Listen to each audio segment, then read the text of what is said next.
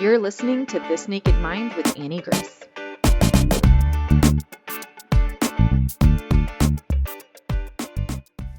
Hi, this is Annie Grace, and welcome to This Naked Mind podcast. And I am here with Dr. Benjamin Hardy. Welcome, Ben. I'm so excited to have you on. Annie, I love you. You're amazing. Happy to be with you. Yeah, so I had the coolest experience of meeting you, Dr. Hardy, in real life in Mexico at an event we were both at. And it was just like mind-blowing for me because I feel like there's just people that you meet that have a process and a way of thinking through information. And I hadn't heard, I'd heard of a few of your books before. So you've written so many books. I've heard of My Husband Has Personalities and Permanent on his shelf.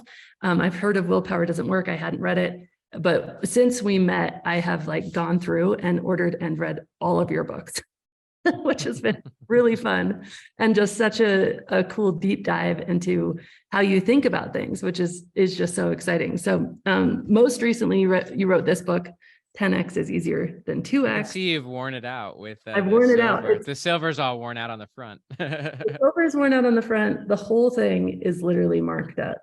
And this book is for visionary entrepreneurs, world-class entrepreneurs. And it has been game-changing for me. I have made so many shifts about thinking about my organization, my mission, what is next for This Naked Mind, what is the impact I want to make in the world. And it's just been so freeing because at the core of the book, at least for me, one of the things I took out of it is exactly the same as how I coach people with their relationship with alcohol, is that you know best for you, human, you know best for you. And that was so empowering. Totally. Yeah, I think that one of the big concepts of 10x is easier than 2x is that all progress starts by telling the truth. And if I could define the difference between the two in as simple of terms as I can, 2x is really an operating system where you're trying to do more of what you're already doing. So it's kind of a linear mindset, and it's really letting the past drive your present and your current situation to drive what you're doing in the future, which is 2x. You're just doing more of what you're already doing, whereas 10x is pretty much the opposite, where you get connected with, what I'll call your future self. Imagination is more important than knowledge, as Albert Einstein would say, and you really get connected with what you really want.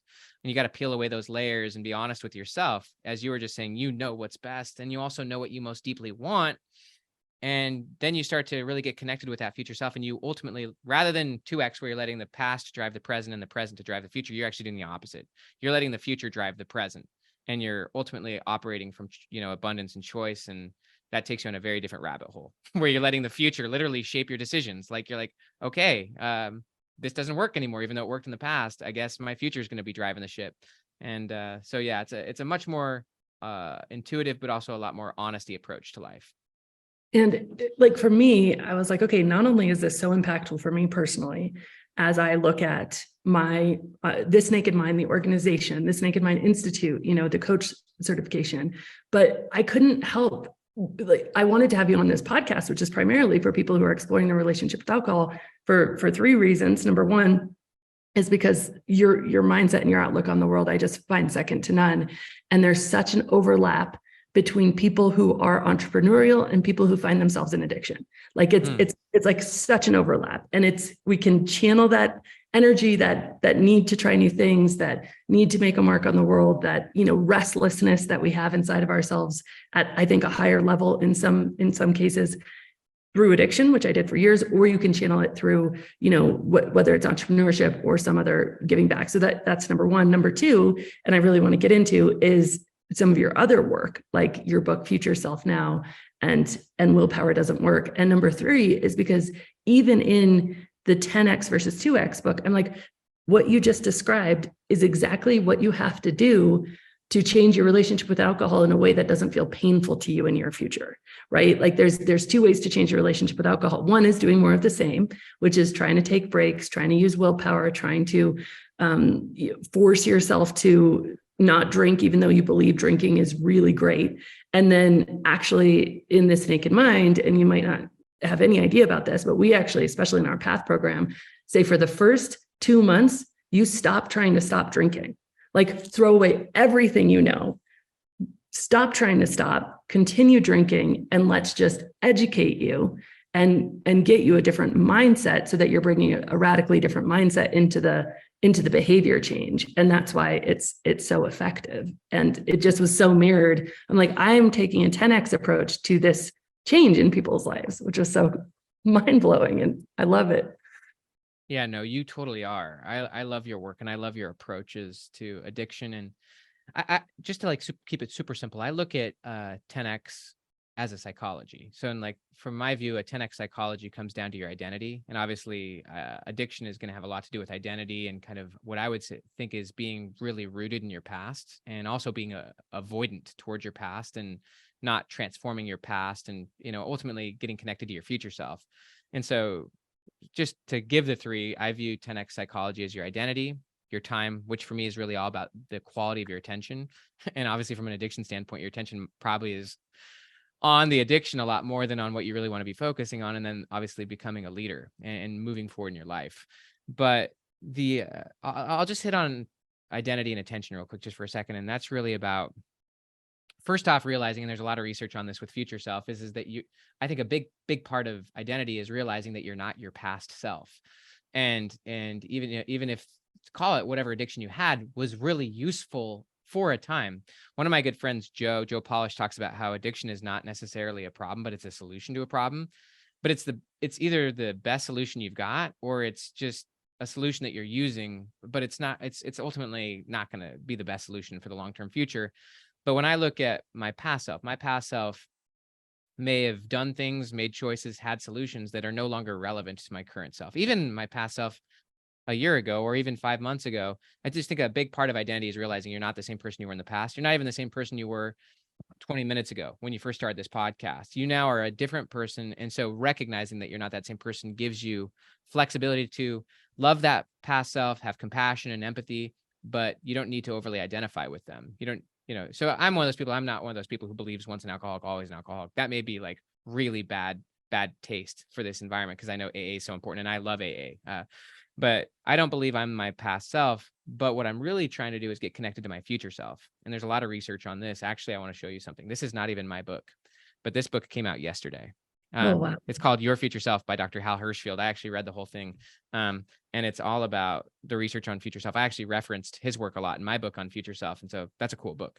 But one of the things he says, and this will just be kind of where I end here and you go wherever you want, but the research is really, really clear. And I think it's also really important for addiction is that the more connected you get to your future self, the less of a magnifying glass you put on the present. What happens is, and he breaks this down a lot in his research, is that if you're unconnected to your future self, meaning you don't have empathy and connection to your future self, then your future self feels like a stranger. They feel really far away. You have no connection between your present actions and what happens to your future self.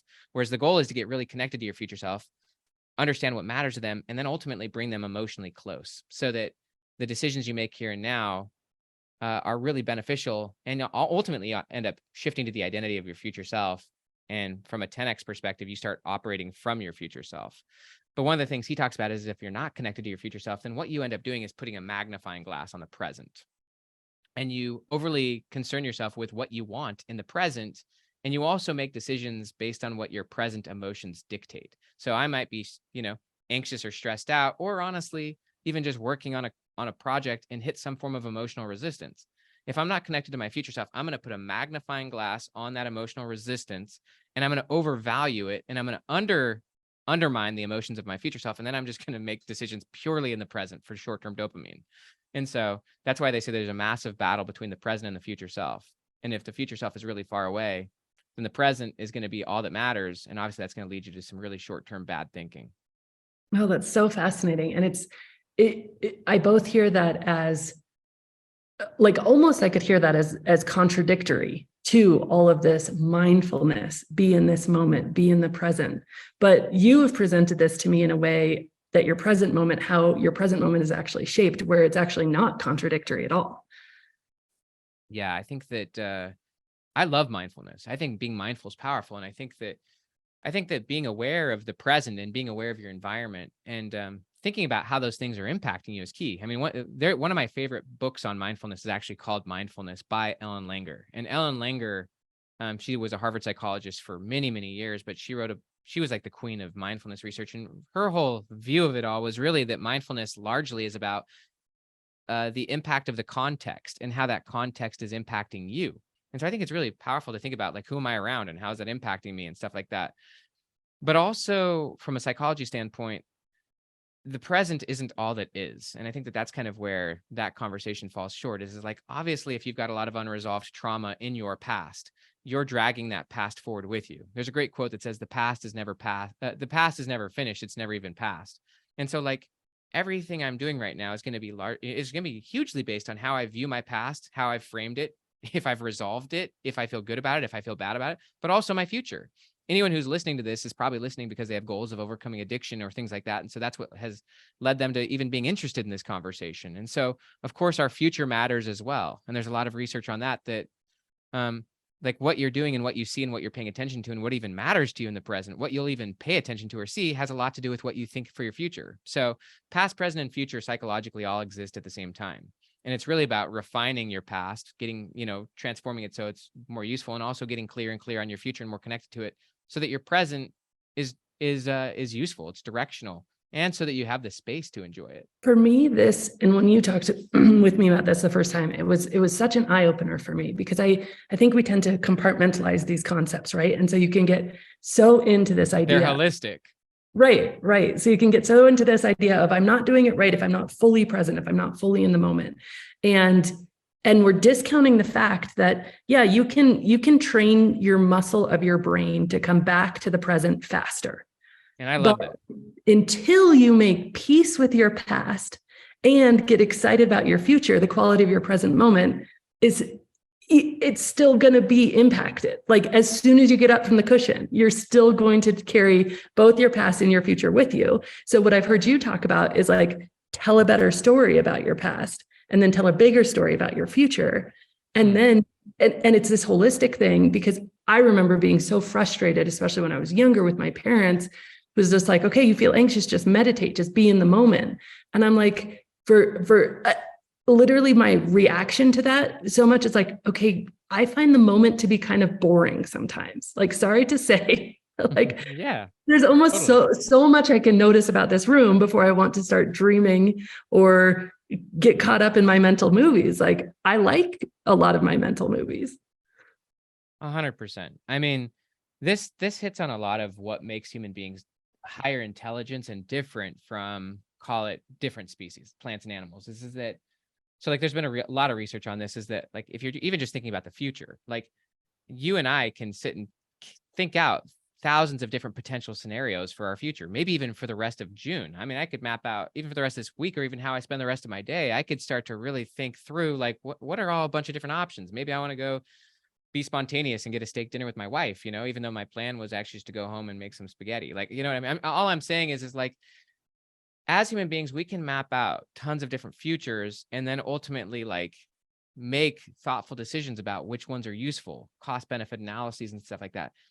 Plants and animals do not do that. Like, they're a lot more reactive to just the, stimulus and response kind of thing. And so like, that's a human superpower. They actually call it prospection in psychology. But also your past. I think that this is where a lot of people have given, I guess you could say, criticism of mainstream self-help and even just mainstream motivation or rah material, is that it never really addressed, call it, trauma. And that you could tell me every single day that I should just have a great mindset and that I should just, sit down and focus for 3 hours on my most important task. But if I have a lot of unresolved issues from my past, a lot of deep-rooted trauma, like, my ability to do that is going to be very difficult, even if I'm listening to the greatest stuff, even if I'm applying the greatest tactics or techniques for getting myself into flow. If I have a lot of unresolved issues that I'm still avoiding, it's going to be very hard for me not to be anxious and to keep avoiding other things and distracting myself, whether that's through distractions, addictions, or other things. And so, yes, you do have to continuously transform, heal, evolve your past, let go of the past, forgive your former self and all involved in various equations, and truly get to the place of what would be called post-traumatic growth, where you feel like the past was great, like where it happened for you, and where you're continuing to glean more and more from it. Where I see it as, you either view the past as an asset or a liability. If it's an asset, you're continuing to gain more and more from it, and your present and future are better because you went through that, versus a liability where you're still blaming your present and future downsides on the past. So yeah, I think the past and future are very powerful, very important for how we live our lives. Yeah. And if we discount them, like you said, we're doing ourselves, we're like bypassing. It's like we're trying to push this, big balloon under the It'll water. eventually come back and hit you hard. Yeah. And it doesn't actually change the thing you're trying to self-medicate away from. And I love that concept of, if we can look at our past as an asset, like how powerful is that? I think that we actually just got finished with our 2-day kickoff to our 6-month coach certification process. And at the very end of the 2 days, we did 5 journaling exercises. And one of them was being grateful for something you didn't want at the time. And it was trying to find 5 different areas where you could find gratitude. You could transform into gratitude for a very painful situation that you had in the past. And what I've noticed in my own journey is that as you build that muscle, it can almost become automatic, to where, I had an experience earlier this week where a friend of mine sent around a photo from a bunch of us that were at a wedding circa 2014, which was the year I stopped drinking, but I stopped drinking in December. This photo was in June. So I look at this photo and I was like, it's funny, I don't really remember drinking at the wedding. She was in AA, so there was no alcohol at the wedding, but I was like, I don't remember the night. And they're like, yeah, that's because you had a full bar at your house, because we all went to your house after that. And because we all, it was just a disaster. I have no memories of this night. And I had so much regret, because to have a moment of your life, this one life you get, and to not have any memories, it just filled me with this just pit in my stomach. But it was probably not even 30 seconds later that I looked around. I was like, oh, but that's why I'm even doing what I'm doing with my life. It was so quick that I was able to make that moment of regret and shame to be something that I'm grateful for. And it just changes the whole quality and context of my lived experience, to be able to shift. And I like that, take so much time, whatever time it takes. It's the best journey to make your past something that you can reflect on and at least know that you've learned from, even if maybe you wish it was different, but just be super grateful for it, as well as understanding that, there's nothing you can do about it. I like Oprah's quote, forgiveness is letting go of the idea that the past could have been any different, right? Just let go of that idea. Stop being resistant to reality in that way. Totally. And I have 2 quick thoughts on this. And one is that, back to the idea that time is holistic, and that I'm certainly not saying that you change the events that occurred, but you are changing the story. And that story is the identity of the past, and also how you identify with it. And one of the things about post-traumatic growth, which I'm hearing in your story, is that you look on the past and essentially you take an experience, because we all have experiences, right? You don't actually have access to any of my experiences, and I don't have access to any of your experiences. You can tell me about your experience, about, for example, that night of falling asleep, or of, not remembering that night, but I don't have access to that. I can only hear your story of it, right? And so I've thought a lot about what's the difference between a good experience and a bad experience. And it really has to do with the value you place on it. So it's if you increase the value of that experience by saying, how can I make this useful? In other words, how can I make this an asset where I'm grateful for it? I've learned from it, and now it helps my present and future. And so this is the idea of really, you're actually recontextualizing it. And the context really actually is the story. When you say framing, you're talking about the context, and the context shapes the meaning of the content. And so when I'm saying story, I'm really saying you change the context. And I'm going straight back to Ellen Langer. The context is really what you're being mindful of. You're reshaping the context, which changes the content. And so when you focus on the past in that way, then it can change your goals for the future. So this is the idea of time is holistic again. When you go back and reframe the past and get new value out of it, and you're grateful for it, but also you're empathetic towards your past self, that person who overdrank at the bar, and you say that. I also actually like the quote, there are no mistakes in life, only lessons, but lessons are repeated until they're learned. Mm-hmm. And so I don't even view it as it was a mistake from your past self, but it was a choice you made based on reasons, and they're not the same reasons or choices you'd make today, because you're not the same person and you've got a different perspective, and you have a different vantage point. So you're not going to do. But when you quote unquote post-traumatic growth, your past, where you've looked at it, you gain value from it, and now it changes your purpose for the future. That changes your future by transforming your past in terms of the story, the meaning of it. Now you've transformed your future. Now, as you said, you went back, healed the past, learned from it, thought through it. Now it's like, oh, I can really use this to help other people. Now it's actually changing your goals. Now it's changing your future self. And so this is why I view the past and the future as a draft. Like, as a writer, I'm fine with a crappy draft of a book. Like, I'm totally fine writing a junky draft, knowing that I'm going to go back through it and clean it up again and again and again. So I look at the past that same way. And I can redraft that story. I can redraft it with new perspective when I have a little bit more knowledge and wisdom, maybe in a week from now or a year from now. I'm always going to be redrafting it and getting more and more from it and making it better. Only other thing I want to say on this real quick is it helps to see the difference between your current and your past self. So Robert Keegan is a Harvard psychologist, and he wrote a book called Immunity to Change. If you haven't read this one, I love it. You look like you're shaking your head, but what he talks about is that we may have changes that we consciously want to make. Like, for example, I want to quit drinking. That's something we want to do, but we actually have a built-in system that's designed to stop us from making that change. That's why he calls it the immunity to change. We have a built-in immunity to the changes we want to make. And that immunity system is called our subconscious. One of my favorite quotes that I recently heard was, the system is designed to defend the system. And so one of the systems is your subconscious, which is actually your past self. And how Robert Keegan defines the past self is hidden commitments. We all have hidden commitments. One hidden commitment that I might have is that, if I'm in a social setting and I'm anxious, like, I'm going to grab a drink so that I don't have to feel anxious. That might be some commitment I made in the past, which is a part of my former identity and now a part of my subconscious, so that when I'm in a social setting now, and I start to feel anxious, boom, the past self kicks in, and subconsciously I go grab a drink because I had some hidden commitment that I'm never going to feel anxious in social settings. And so the only reason I bring all this up is that it really helps to unwind the hidden commitments you've made in the past that are driving who you are now, and saying, I don't need to stay committed to that idea anymore, or I don't need to stay committed to even that way of being or that relationship. That's not who I was, even though, sure, that's not who I am. That's who I was, but that's not who I am anymore. And who do I want to be? It's my future self. Well, I love that so much. It's so powerful. And I love that book. That book is really, it actually That's an important one.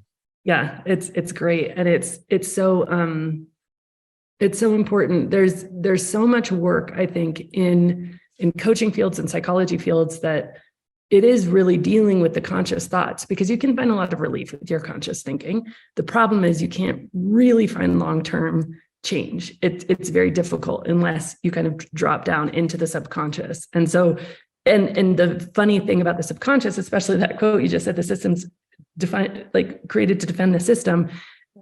We almost need a backdoor access, right? Like Byron Katie has people judge their neighbor, or we have to look at, we have to find clues because it's not conscious. So it's almost like we need this backdoor access to even find those things that are kind of running our show, that are preventing us from changing, which is awesome and important, because otherwise, change will fall flat, or you'll change one habit, but then you'll just replace it with another thing, because you haven't actually solved the root cause, the reason you're self-medicating in the first place. I want to back all the way up to something you said just offhandedly, sort of at the beginning, and you're like, I don't believe once an alcoholic, always an alcoholic. And I just wanted to comment on this and give you kind of the perspective that This Naked Mind has, just for any further thoughts that you can add to it. But I actually think that term, I think the term and the identity of alcoholic is really pretty toxic. I think that the reality is that term has not been really medically or scientifically defined. It was not created in the medical or scientific community. It was kind of a term that was very, just what's the word when it's just in the narrative, and we call it medically alcohol use disorder. But the problem with it is that what is believed by us humans about this term alcoholic is what you just said. Once you are one, you are always one. What that means is you have to abandon life as you know it. You have to go to meetings for the rest of your life. You are broken, you are diseased, you are abnormal, you can't drink in safety. And so the fear inherent in that term prevents change, because people become unwilling to if that's my choice, and this was my own personal experience, if it is my choice to say I'm an alcoholic and therefore I can change this, or to say I'm not an alcoholic, I'm going to just keep drinking. I actually had a friend who, she went to AA, she got sober. And I was like, what about my drinking? I drink with you all the time. And she goes, Annie, I learned I was born this way. I'm an alcoholic. You're not. I didn't even think about changing my drinking despite pain for 6 more years after that conversation. And I think it predicates a rock bottom. I think that it creates negative emotion, which is completely now proven to be contrary to lasting behavior change. And so I speak out against that term sort of whenever I can, to much chagrin from the recovery community. But I am curious, since you mentioned that offhandedly, what are your thoughts? It reminds me of a few things. One is fixed mindset versus growth mindset. Obviously, if you have a fixed mindset, you've kind of made your identity into concrete. This is who I am. This is who I'll always be. And there's a lot of research that shows when you have a fixed mindset, you actually have a fragile identity. And what that means is that when you hit any forms of resistance or challenge or failure, rather than being anti-fragile, where that stuff makes you stronger and better, you turn it into this is happening for me, you actually become fragile, where any form of seeming failure or difficulty actually shatters you because you've overly solidified yourself. So you're essentially brittle with that mindset. But it also fails to discount like how transformable people are. And so like, I'll give an example. Like I look at 10x, just using that language. 10x is going from one level of being to another level. So it's not always quantitative. So I look at going from crawling to walking as a 10x. But if you're now a walker and you say, yeah, but I'm always a crawler, like once a crawler, always a crawler. You know what I mean? Like that's just who, that's who I am at the core. Yeah, you see me walking, but the truth is I'm a crawler, and that's in me. That's who I'll always be. I can't, you put me in the right situations, I'm going to revert back to that crawling self, and like it's going to be bad. It's like, no, actually you did go through a fundamental transformation. You now walk and you're not going to go back to crawling. That's not to say you can't go back to an addiction, but you're going to be a different person going back into that addiction for different reasons. And so, yeah, I look at it that way, where I'm not my past self, and my current self fundamentally is different from who I was even a year, 3 or 4 years ago. I have a different model, a different viewpoint, a different identity. I have a different context. And so I'm not going to go back. I may in the future, due to challenges and lack of coping, go into similar unhealthy behaviors or even different unhealthy behaviors to cope, back to Hal Hershfield's research, overly magnifying the challenges of the present and my emotions of the present, and therefore shifting into something unhealthy. But I don't think you can go, so just to your point, I'm very weary of labels in general. Like I like to quote, labels create limitations. That had a lot to do with personality isn't permanent, by the way. And I'll just kind of share this quick final thought here is there's a massive difference between the concept or the construct of identity and personality. And when people focus on personality, they tend to focus on traits. For example, introversion, extroversion. And this is where all these labels come in: alcoholic, disorganized. And the truth is that personality from a psychological standpoint is kind of like the surface. It's like the crust, whereas the identity is more the core. And identity is the driver of personality. But identity often comes from the story, which is the narrative, which is the labels you may place upon yourself. And so your identity drives your personality. But if your identity is shaped by labels of your past, then you're going to be driving a personality that maybe looks more like your past. From my standpoint, personality is a very non-useful concept to work on. It changes over time. It changes very quickly by situation. If you want to work on your personality, you can, but that's kind of like working on cosmetics. You're so much better focusing on the core, which is your identity, which is really re-clarifying the story, transforming your past, clarifying your future self, upgrading your standards, your floor and your ceiling, like who you want to, what you want to say yes to, what you want to say no to. It takes a lot more thoughtfulness, intention, and it's a lot more deep inner work to focus on your identity. And so that's kind of how I see that. Gosh, it's so aligned. I mean, one of the first things that in any of our programs and that people come in, and the first message that I help people internalize by providing scientific research basis for this idea is that you're not broken, that your brain is actually doing exactly what it's supposed to do in that level of stress with that level of substance that has addictive qualities that creates responses in the brain. Like the brain is actually functioning perfectly. Like you're not broken. And the brain is anti-fragile. Right. Right. The brain is like my friend Laura McCowan, she says, you are the luckiest. Like when you've been through this level of, the traumatic experience of being addicted to something and growing out the other side, or even the process of growing out the other side, you do become so much more anti-fragile through the cracks, through the healing, right? It's a really powerful thing. And the brain is transformable. That's why they call it plastic, neuroplasticities, because it can change and transform fundamentally. It's just amazing. I want to switch gears completely for the last few minutes we have, which is I want to go back to one of your books that I just feel like it's so aligned, which is Willpower Doesn't Work. So can you give us the high level concepts of what you dug into with your research in that book? Yeah, I mean, I think it's always good to kind of go back to the frame of mind of when that book was written. So I wrote that book in 2017. It came out in early 2018. And the frame of mind that I had at that point in time was I was very motivated to get myself into the right environments. Like I wanted to get around the right types of people because I really was just motivated to becoming an entrepreneur. And I was also studying evolutionary psychology a lot, and a lot of evolution. And also even what I was sharing with you with the Ellen Langer research on context. And honestly, even how psychologists view people a lot is that it's the context or the macro that shapes what happens in the micro. And also I came from a massively traumatic background. My father was an extreme drug addict, meth addict, stuff like that. My younger brother, I'm the oldest of three boys. My brother has dealt with addiction enormously for so many years. And so that book was honestly like a letter in a bottle to my brother, truly. Because I view my younger brother as someone who is one of the most talented, skilled, brilliant, beautiful people I know, and who has been a lot of ways stymied by obviously addiction, but on the macro of that, by the people around him. As just one example, the context around him.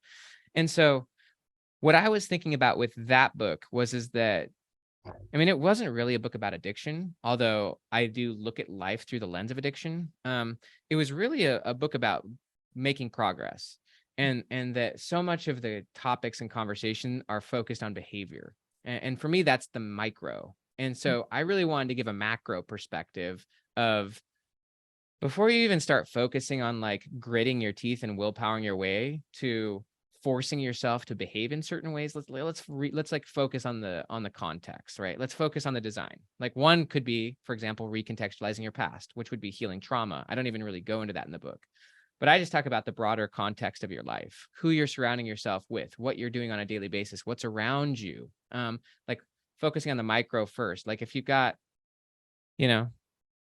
unhealthy food in the kitchen, chances are you're at some point going to be triggered, and out of convenience, you're going to grab it because in some situation, emotionally, that's going to be the easiest behavior to go to. And so this was just kind of an invitation to look more contextually and look more macro rather than focusing behaviorally on the behaviors. And so my view is willpower. One last thing is willpower is the opposite of identity. Willpower means you're actually operating against your identity. You still identify as that alcoholic, but you're trying to behave against that identity. Whereas once you shift the identity, it stops really being about willpower. Now you're operating in alignment with who you are. And so, yeah, I just think that willpower, it just doesn't, it's obviously a poor approach to addiction, but it's also just a poor approach to any form of behavior because it's not sustainable. And it's honestly, it's kind of battling against yourself. It's mind-blowing to me because I feel like my work has proven your book, because we literally come in and it's like, I describe willpower as, imagine that I think the most painful thing for us to witness as human beings is somebody's will being subverted. And you can imagine that, like, a child's will being subverted, or somebody being sold, or like when somebody loses their will to another person, we see that. And that is evil to us. It is evil. It is toxic. It is so painful for us to witness that happening, or for that to happen to us. Right. And so if the idea of willpower is, I'm going to take my own will and I'm going to subvert it. I'm going to exert power over myself in this way that is so painful. And so like when we think about it that way, it's like, it like almost becomes a bad word in my work.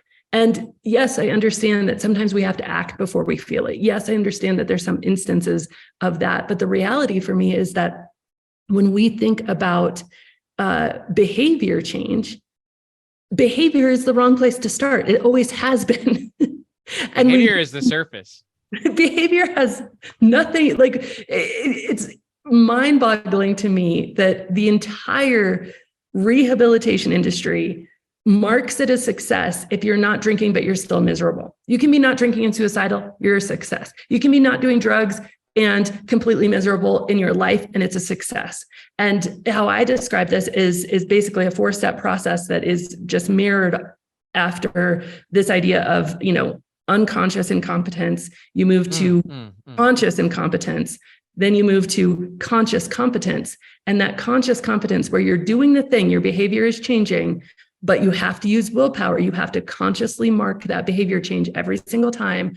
I was like, we would never stop there in any other growth narrative. You would never stop there walking, because then you would never learn how to run. You would never stop there. You would never stop there. But in our industry, you stop. That's where it stops. That's where it stops. It's a really good point, Annie. I'm telling you, that is such an innovative insight into that whole world of addiction, that it all stops and celebrates getting to conscious competence, where it's rather than getting to the point of unconscious competence, where you've literally evolved the subconscious and now you're operating from a new identity and a new system, right? The system's designed to defend the system. But I think that's beautiful. I'm so glad that you brought that up. Go ahead, please continue. Yeah. Asleep, which is unconscious incompetence. And then you become aware. And that's a radically painful transition, right? To go from not knowing that alcohol is a problem to knowing that alcohol is a problem, but having no way to handle it. Totally painful. But then you're aware and you can't solve a problem. We started everything with telling the truth, core premise of 10X, right? Solve a problem you can't have. Then you move to awake, which is you're conscious and you're changing, but you can't stop there. And then I put unconscious competence at alive, and that's living, because when you're alive, then everything else can build on top of that. Then alcohol becomes small and irrelevant. Then there's no need to go to meetings for the rest of your life. Then it's not your identity. That's where freedom is. And that entire process, that move from awake to alive, and it only happens with identity shift and emotional shifts. That's the only place it will happen. It will never happen with willpower. And so it was just like, for me, like my work just proves your work in such a big way. And I was just like, oh, I'm so excited to talk to you about it.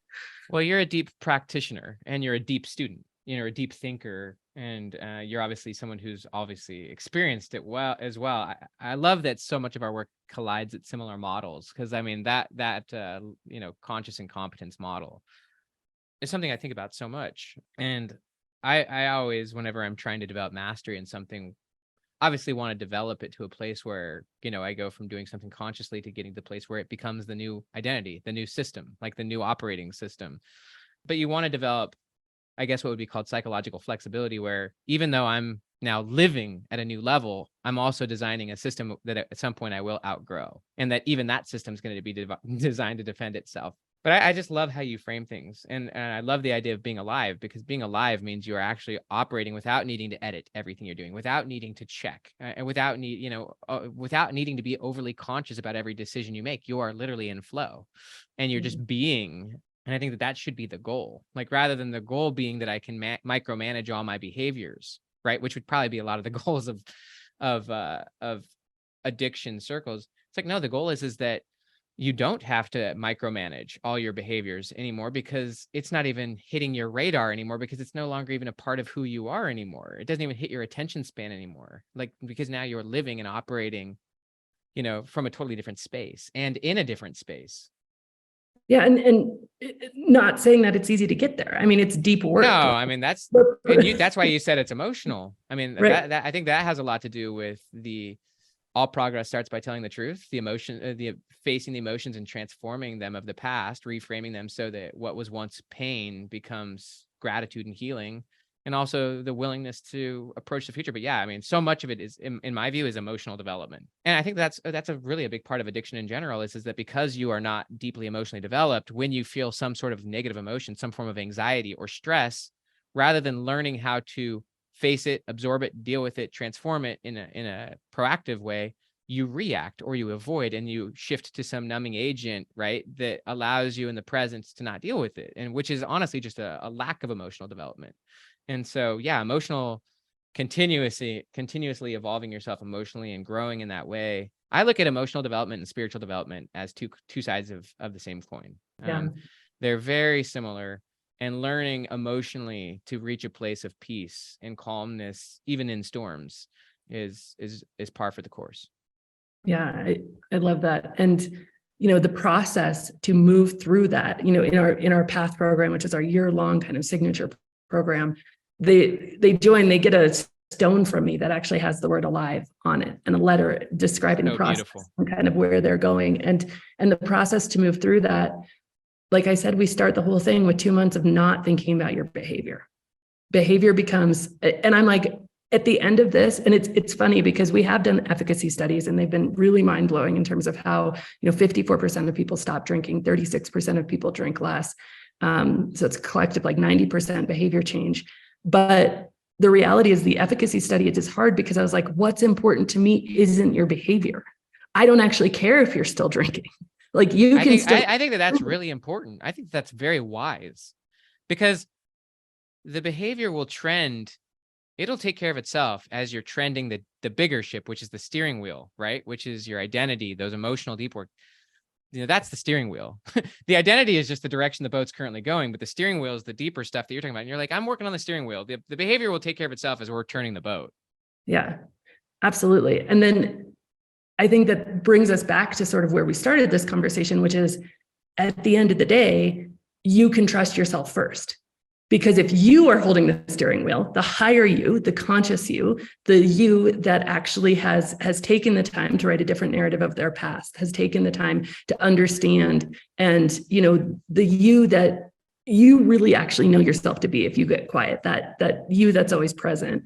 If that you is the one driving the boat, then yeah, nothing else matters. And as human beings, we have been brainwashed to believe we can't trust ourselves first. And I think some of the entire narrative of the traditional recovery industry is that you can't trust yourself. Don't trust yourself. And then when you do realize you can trust yourself first, and even if that takes what we call data points, which they call relapse, right? It's just data, like we're just learning, it's just a journey. And even if you trust yourself first, when you reach that place of aliveness, of freedom, then you're absolutely right. You're not worried about, is there going to be alcohol here? You're not even thinking about it. You're not worried about, what am I going to do in this situation? What am I going to do in that situation? And you just go on to being who you're supposed to be in the world. And so it's really, really, yeah, it's just incredible how aligned. It's like you're talking about entrepreneurship, but I'm like, I have to have him on because it's just like we're talking the same language.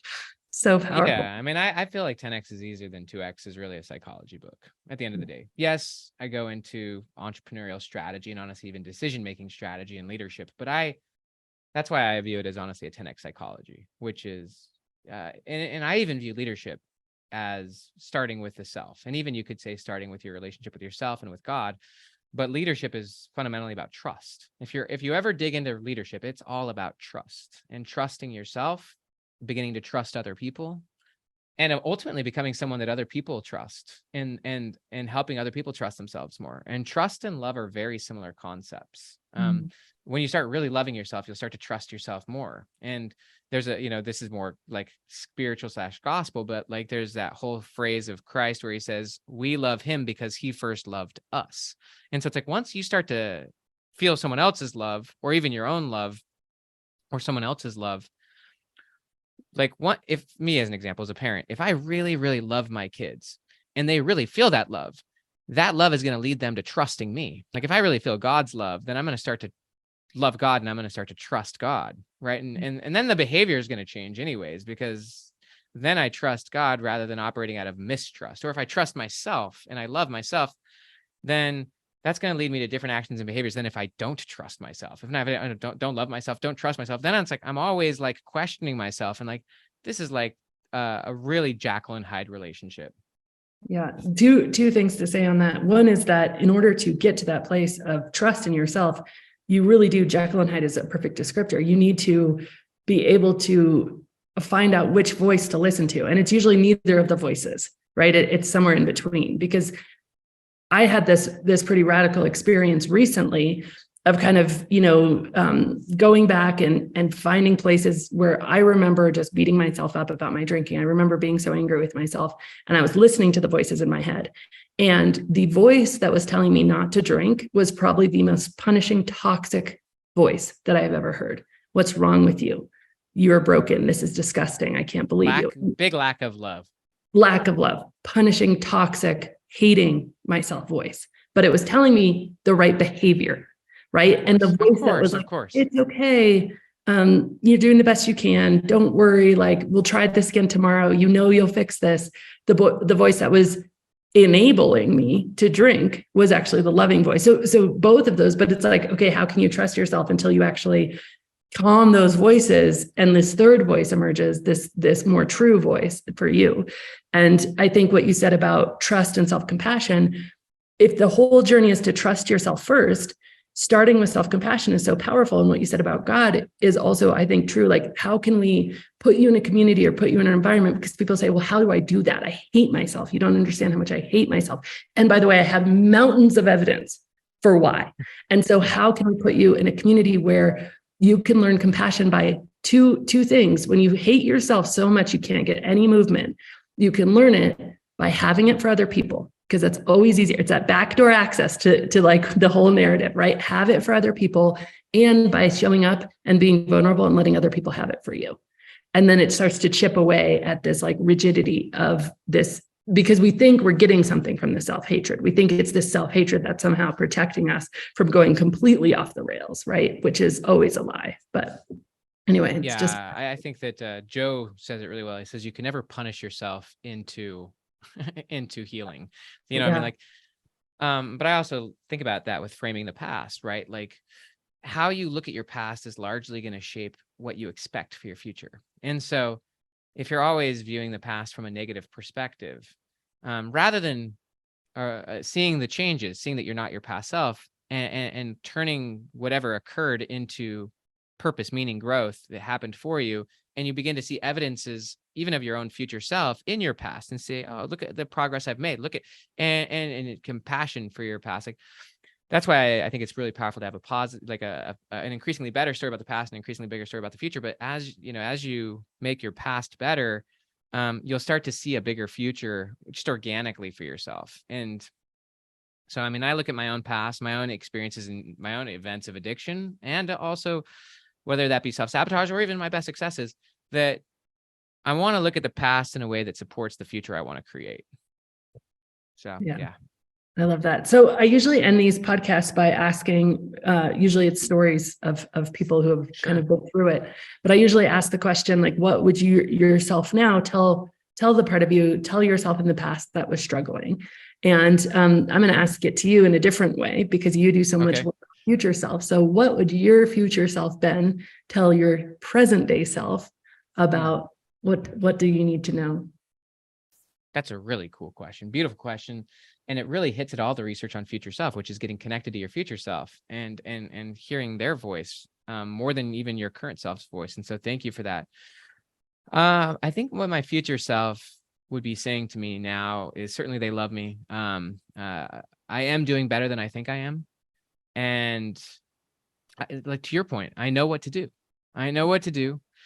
Yeah, I think my future self is massive cheering me on. Biggest cheerleader ever. And in more granular, specific terms, like if I really tap into that, which connects with everything you said about trusting yourself, the right pathways begin to show up, whether it's the right opportunities, write that book or don't write that book, and so listening to the future self really helps me ask myself, am I doing this out of fear or even ego, or is this what I truly want? And so listening to the future self also invites me in a more practical sense to look at maybe the things I'm entertaining, whether they're opportunities or options, and say, is that past reasons, Ben, for going down that path, or do you want to really connect with a higher purpose? So yeah, it's beautiful. Well, what you said about I'm doing better than I think I am. I think we can all just That's key. take that as like a mantra for the rest of the day, week, year. I'm going to cling on to that. Your future self will say that to you, and I promise you that's what they'll say to you. Yeah, it's powerful. Well, thank you so much for coming on. This has just been an incredible conversation, as I knew it would. Love you, Annie. Love you. Love your work. Love This Naked Mind. It's just such important work.